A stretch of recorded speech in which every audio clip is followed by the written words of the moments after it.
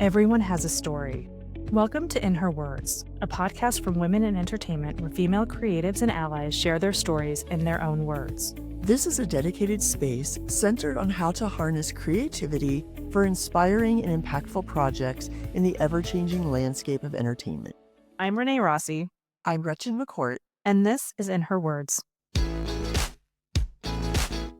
Hi, everybody, and welcome to In Her Words. Today, we're shining our spotlight on Lisa Filipelli, the executive producer of the hugely successful The Secret Lives of Mormon Wives. She was a very early supporter of digital content creators and influencers, really ahead of her time in this space. She moved to start her own management firm in the space early on. She was part of the mom talk world and paying attention to everything blowing up on TikTok. And that's how she took this project on and took it to Hulu. She has so many career and advice nuggets in this interview. We know you're going to enjoy. Lisa, tell us about this crazy phenomenon you have going on with the Mormon Wives. How did it come to be? How did you decide from this, mom talk and managing that this was going to be a show? And please tell me you had no idea that it was going to be this crazy phenomenon that it is. I mean, I have to give all the credit to Danielle Postotnik, who's on my team, who was representing Taylor, Frankie Paul at the time and still does.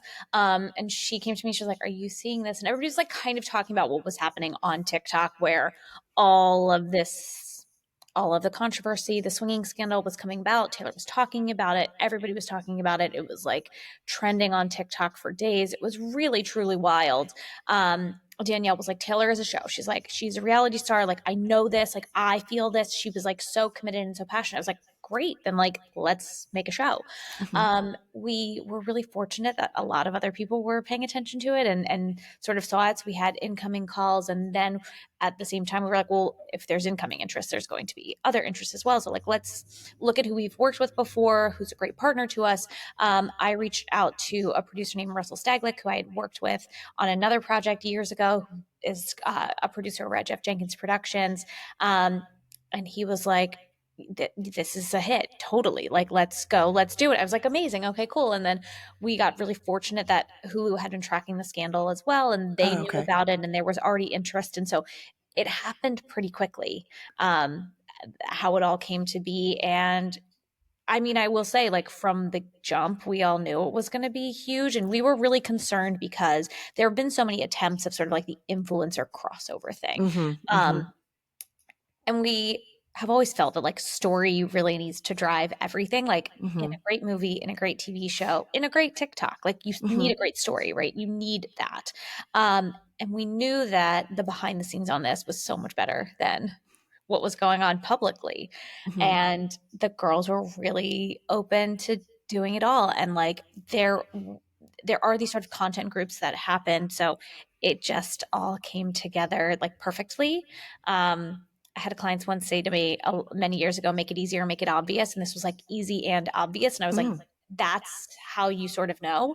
And so like, yeah, I want to say like it was a surprise, but like it wasn't. And we just knew it was going to be great because the girls are amazing. Like they're just really incredible. And yeah, that's the quickest version of the story. It is. No, it is. It's amazing. Tell us about, I'm curious about the pitch to Hulu. Was Hulu your the first platform that you guys started, were looking at for this? It had to be a little like, because we see so many with, I'm thinking about, the different, kind of behind the scenes of religious groups of, the Amish, there's those different, series that are on. So how did you guys kind of decide to formulate this pitch to Hulu? And did you even, did you have backups? Were you thinking that, hey, this platform may be more interested than another one? How did that kind of pitch come together?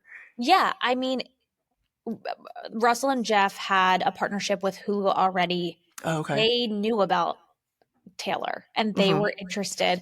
And when we heard that they were interested, we kind of stopped looking. Like we had some other conversations, but ultimately we felt it was a really great home because they have such an amazing unscripted group, but we wanted to find a place that would give the girls sort of the space to be stars, Mhm. and the ability, and it wouldn't hinge entirely on a number of other people. And we really just felt like they were a great, amazing partner.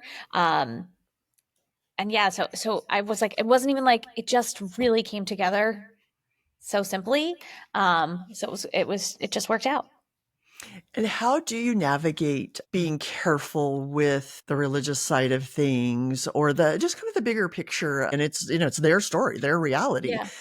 How do you navigate being, kind of being careful? Do you have to be careful? I mean, it's entirely up to what the girls want to do, truly, Okay. and how they want to engage. Hmm. I mean, we don't have a partnership with the Mormon Church. It's Right. just really whatever Right. they feel comfortable with discussing or talking about or going through. Hmm. So there really isn't like much we're managing on our ends aside from, just letting the girls have the space to say what it is that they want. I love that. No, I love that. You've done other things in the space with documentaries and reality. It seems like when we talk to so many people and we always ask the question like, what do you do in your downtime? Like, what's your escape? It is so often reality TV, whether it's, and your show is mentioned. And what do you think the appeal is? And that kind of, like if you really do want to, let go of your day or let go of your week, that people turn to reality TV. They turn to the Mormon wives. They turn to the Real Housewives. What do you think that appeal is to Oh the general gosh. public? I'm going to give you a terrible answer, which is the irony in all of this is I don't watch much unscripted content. Okay. Okay. Um, and like it's probably like why it works to work in this. Hmm. I think though that people, and like, look, for me, what I consume, what I watch, it's about escapism, right? It's like Right. I want to get out of my day to day life and stressors and all of those things. And I think people watch this because it is like that glimpse into another world. It's like sort of pulling the curtain back, Hmm. and it feels like it's also fun. There's like a campiness to it.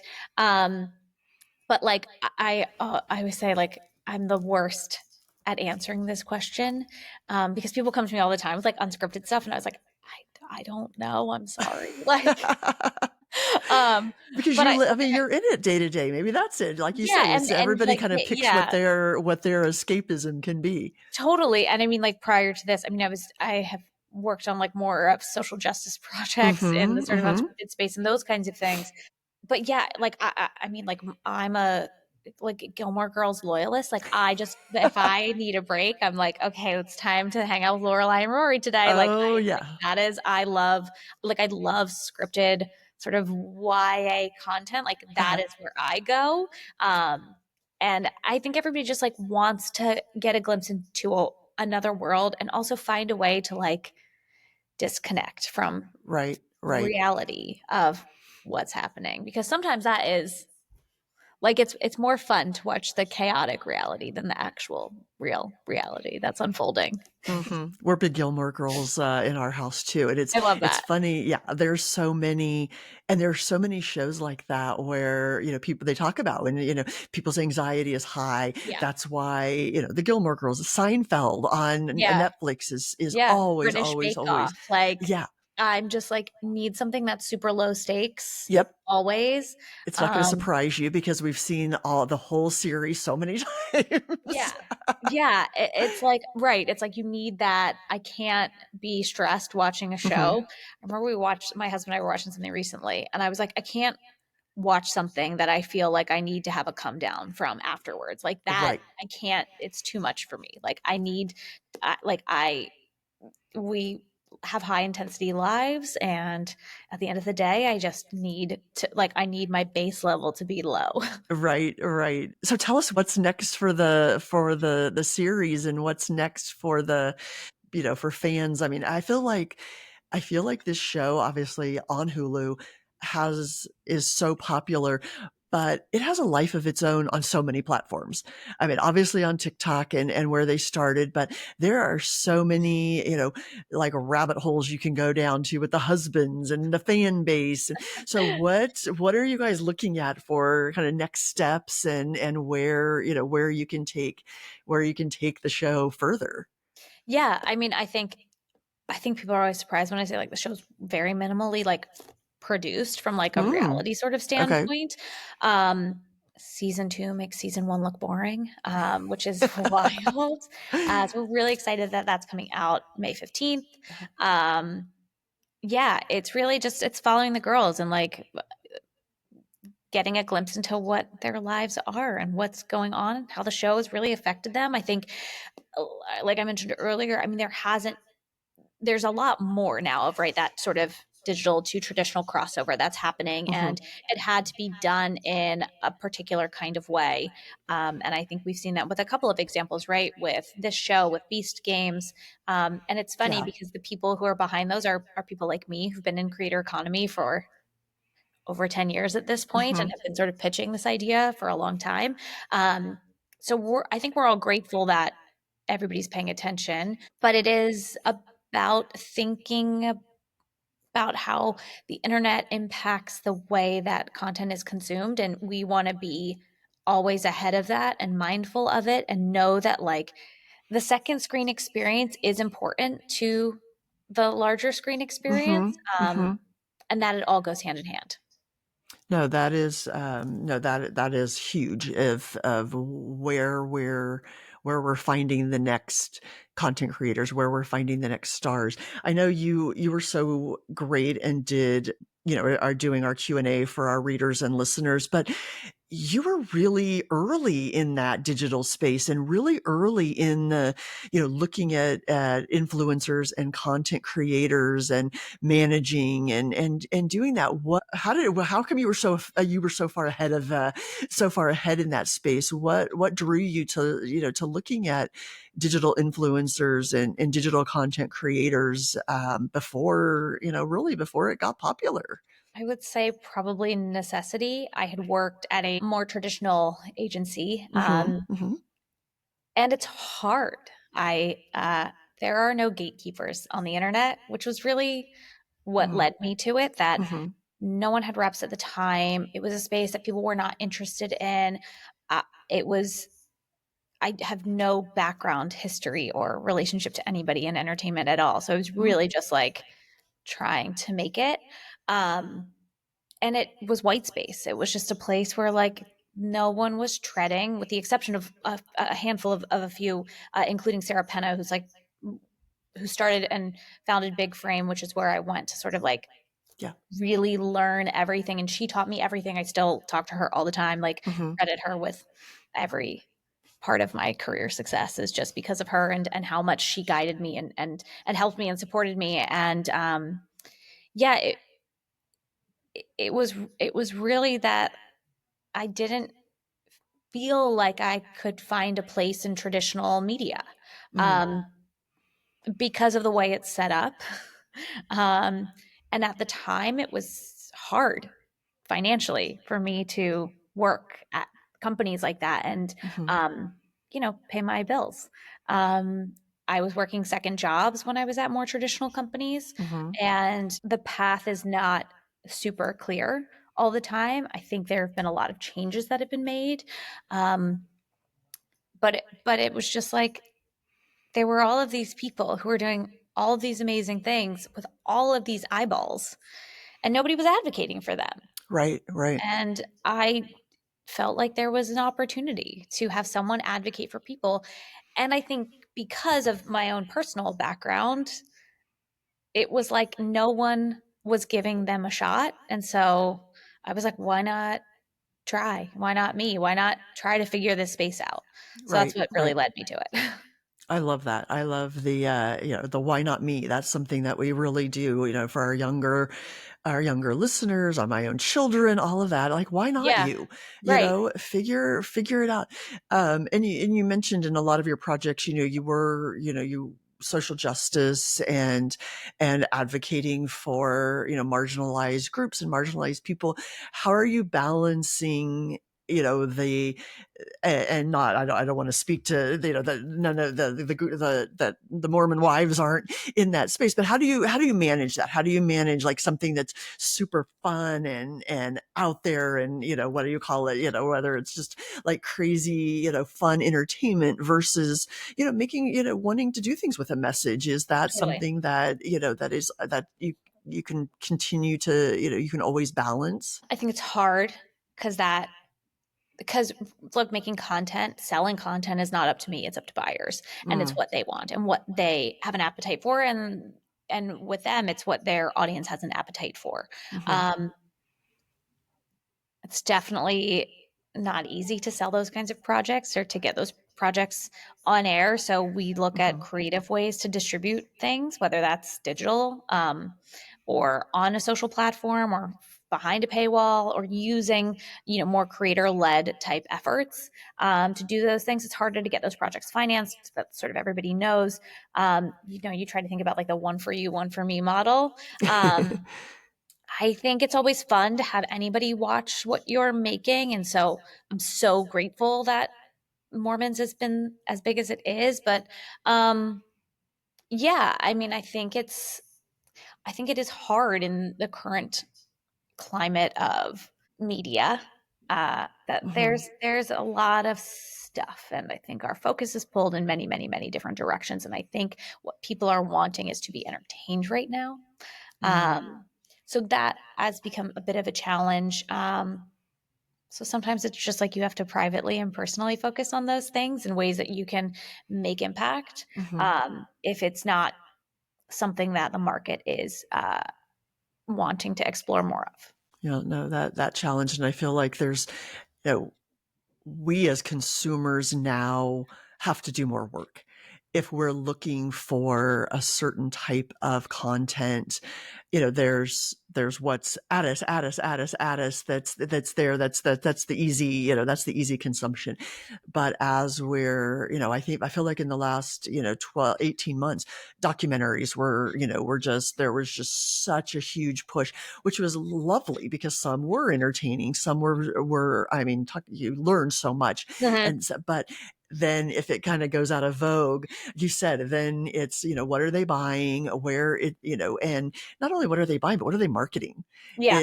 It's one thing that, you can go to Netflix and be like, oh my God, they have 30 brand new documentaries. Why haven't I heard about any of them? Yeah. Because it's, it's that level of what's being created, what's being bought, and then what is, how much hard work do I have to do as a consumer to go find it Yeah. and make sure. And then once I find the first one, oh my gosh, there's another one and there's another one Yeah. that are so great. But I think it's, yeah, I think it's got to be more challenging than ever to, to get your stuff noticed Yeah. and to I get think your work heard. Yeah, I think what has been great for me and what I have the opportunity and privilege of doing is working with content creators who get to spread and share that message, and I can Mm, work with them to help amplify their content and think about how can they reach a broader audience. I have a 19-month-old, so like I'm very new to returning from like maternity leave. So like mhm, childcare and paid family leave have been like top of mind for me. So right. finding ways to work with creators who can spread that message and like make positive change in this country for those things has been Mhm, really great. And I've had the privilege of working with a number of creators over my career who have made policy changes, which is really cool. That like there is a reason why the word is influencer, because they do have influence, and I yep, know it's become sort of a dirty word to so many people. And I it's so challenging mhm, for people to just talk down on this space so much. And mhm, part of me is like, it's not the influencers, it's the industry that you're mad at. Like, mhm, these are still storytellers. These are still right, people who right, are able to spread a message. It's not always positive, but like you do, like in the words of Mr. Rogers, like look for the helpers, right? There are mhm, so many people out there who are sharing amazing stories and positive forces for good. And I think that like that needs more attention. mhm, And there's so much focus on the other right now. And it's like the more you talk about it, the Mm-hmm. more attention they get. Mm-hmm. So try to redirect your energy to something that is working for positive growth and Mm-hmm. change. Mm-hmm. No, 100%. I was just thinking when you said, they're influencers and so most of your clients and what you're trying to do, they're starting on, they're well versed and they're starting on, the social platforms and, they have millions of followers and that world. And then creating content where you hear so much about, a film's being created or a show's being created and they're, pulling, kicking and screaming the stars or the behind the, to get on social media and to promote it. Is there an ease that most of your clients are? I mean, they're the trailblazers in those spaces that others are trying to get people to learn. Is that a benefit? Should I just do my pen? Was it a benefit that the Mormon, the Mormon wives were already so huge on TikTok and on social as the show came? So is that kind of, I don't know, I don't want to say backwards, but doing it in a different way, and they're so well versed on that side. Is that helpful? I mean, I think a lot of it is generational, right? Like Mm, I am old enough to remember a world without cell phones. And like most of those women are not. right, right. Like it is second nature for Hmm. Gen Z to have never experienced life without a smartphone. Um, so using social and utilizing social is just sort of par for the course. Um, I think it will be sort of the future of the industry is like thinking about these platforms and growing an audience sort of organically. It's almost like the Hmm. pilot season is public now, right? Like Right. I think that there is an opportunity that people are really shying away from or thinking is not positive. But the comedians online right now, the Right, actors online, right. like there is a lot of talent. And people who Um, grow from YouTube, I mean, and yeah, and then become wider because of YouTube, right? totally. Like there's so much talent Mhm, on the internet, and it's a democratization that has really changed everything. mhm, Um, and I think that there is a benefit to utilizing social platforms for marketing and spreading messages, for better or worse.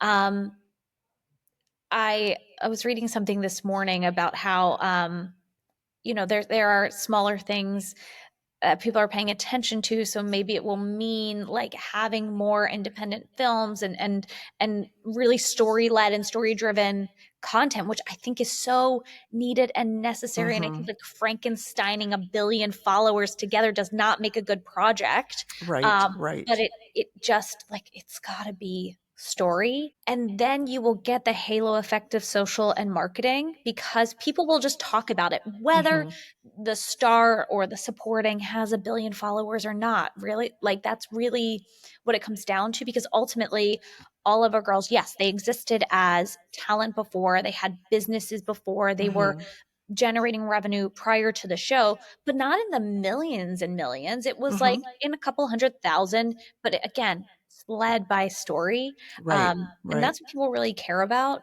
So while I think it's important, and I really do think that the marketing, like, right, it's like if a tree falls in the forest and nobody's there to hear it, like Mhm, make a mhm. sound, like you do need that support of everything, but it doesn't have to be everyone. Right, Um, right. and I think that there are, I mean, I was following like a casting director the other day who was like giving tips on auditions. And I was like, how incredible that this person who's cast these incredible projects has a social following that's Yeah. reaching new actors and new artists who are in the middle of nowhere. Like most reps, right? We're all like failed creatives or failed people who wanted to be in front of the camera, whatever it Right. was. And and so much of it has to do with access, and now the internet has really changed that and allowed Yep. people to create a platform and showcase their talents in a really special way. I don't love using the phrase like evolve or die, but like we're kind of in a place of that right now. So you're either like moving forward or you're left behind. Yeah, yeah, no, and I love your term, the democratization, because it really is that space, and we hear that from even, filmmakers and creators, like, you have a phone, go make a movie. There's no excuse anymore to, if you have the idea, go try it. And, it is the great equalizer of where, you can get your talent out there, no matter where you live and where you're starting from, I guess. Mhm. Yeah. And I mean, I think you think of like one-offs too, like things like Baby Reindeer and Adolescence, right? Yeah. Like there are risky projects that are being made that are Yes. getting attention because of conversations that are happening online. People are Yep. like, there is still a word of Yep. mouth thing. And again, both of those things are sort of like it's led by story, right? It's a Yep. great story that's being told, and that is what drives it. Yeah, these stories that are coming from Reddit conversations, Yeah. and I know that's fascinating, just because it is interesting out there, and you don't think, "Oh, my little story that I'm telling because someone asked a question isn't," but it does. It doesn't have to be, the biggest New Yorker article Yeah. of the year anymore that got Yeah. something made. A I think little that's Reddit Sydney Sweeney, right? conversation She's is. developing a Yeah. scripted project based off of Reddit. I was like, that is so cool. Like, how Yes. cool is that? And like, by the way, she's like such a great example of someone who like understands like sort of internet and attention culture. Like, I think she's really just a genius, and I think that there's a lot of other creative people like that out there. And again, entertainment should be to enjoy. Like, we should Right. just be trying to have fun. Like, Yeah. how lucky are we that we get to work in this world? Like, Right. how lucky, like, what a privilege we have to be able to tell these kinds of stories. So, I hope there's more of that. Absolutely. No, absolutely. Well, Lisa, thank you so much. This has been a fascinating conversation, and we're so excited. So the Secret Lives of Mormon Wives, the new season is May 15th Yes. on Hulu. Yes. So we want to get that out there. But thank you for being with us today. It's a much Thank deeper you for having me. conversation, and so great. Amazing. Well, thank you so much for having me and for all that you're doing for women in entertainment. It is necessary at this time. Yes, thank you so much. Thank you for listening to In Her Words. We hope you'll join us at womeninentertainment.com and go to our Substack for extended interviews and behind the scenes access.